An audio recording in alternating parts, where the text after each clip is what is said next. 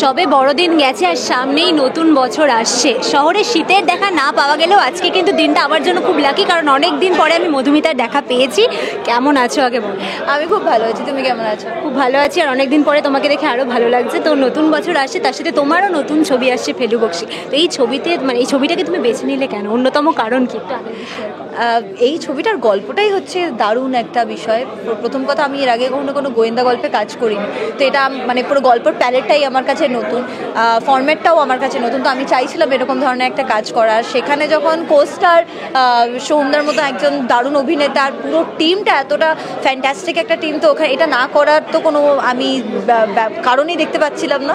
So আমি প্রচণ্ড excited, আর সত্যি টিমটাও প্রচণ্ড ইকুইপড। তো আমি খুবই খুশি যে আমি ডিসিশন নিয়েছি যে এই সিনেমার পার্ট হবো। দেবযানী কেমন, যদি একটু বলা যায়? দেবযানী একটা দুষ্টু মিষ্টি ক্যারেক্টার, খুবই ইন্টারেস্টিং। ও একজন RJ, at the same time big time fan of this guy Felu Bakshi. খুব ভালো বাসে, ইনফ্যাক্ট আমি বলেই দিলাম আর কি, ফেলুকে খুবই অ্যাডমায়ার করে। আর মানে ও যেরকমভাবে খাদ্যরসিক, কিন্তু বেশি মাথা গরম করে না, খুব বুদ্ধিদীপ্ত। তো ওর সব ফেলুর ব্যাপারেও সব কিছুই ভালো লাগে। তো সেইটার জন্য হয়তো গিয়ে কোথাও ওর ফুল টাইম আরজে হওয়ার সত্ত্বেও গিয়ে she goes out of her way to work for Felu Bakshi, যাতে ওর সঙ্গে বেশিক্ষণ সময় কাটাতে পারে। তো ওরকম একটা দারুণ একটা ক্যারেক্টার।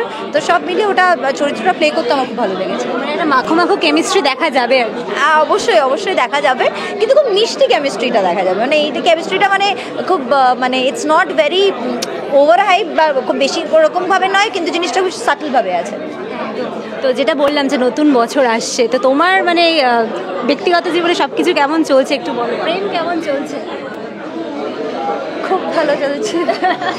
সোশ্যাল মিডিয়াতে মাঝে মাঝে আমরা আর কি দেখি, মাঝে মাঝে দেখতে পাচ্ছ, ভালোই চলছে। আর 2024 খুব ভালো যাচ্ছে সব মিলিয়ে। এমন কি দেখলে দাদার মধ্যে যে একদম তোমার মন নিয়ে একদম মানে দিলকো চুড়া লিয়ে? দাদা প্রচণ্ড রেয়ার, ও এটা অন্য ধরনের একজন মানুষ। আর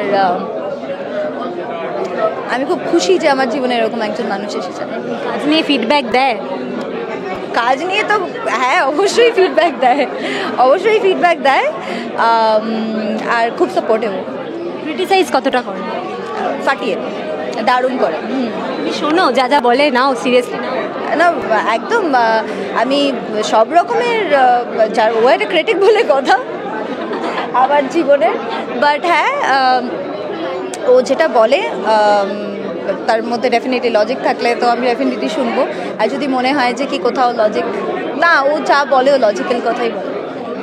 তো এত বছর হয়ে গেছে ক্যারিয়ারের, এবং দর্শকরা সবসময় তোমাকে হয়তো কোনো অ্যাক্টরের সাথে ব্যক্তিগত জীবনে দেখতে চেয়েছে, তুমি কাউকে নিরাশ করোনি, সবসময় ভালোভাবে মানে তাদেরকে উত্তর দিয়েছো, কিন্তু ব্যক্তিগত জীবনে তুমি কোনো লোকাওনি। মানে মধুমিতা এরকমই যে সবসময় যেটা হয় জীবনটাকে সামনে আনতে পছন্দ করে। এটা নিয়ে কি?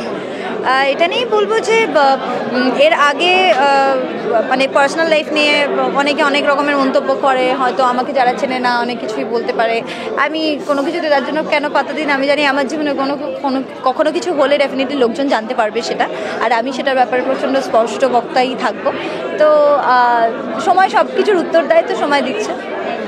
এভাবেই চলতে থাকুক তোমার মানে ছবির জার্নি, এবং ব্যক্তিগত জীবনে খুব ভালো থাকো দাদার সাথে, এবং আগামী দিনের ইচ্ছা আছে দুজনকে একসাথে নিয়ে অনেক আড্ডা দেবো। কি বলবে শেষে দর্শকদের?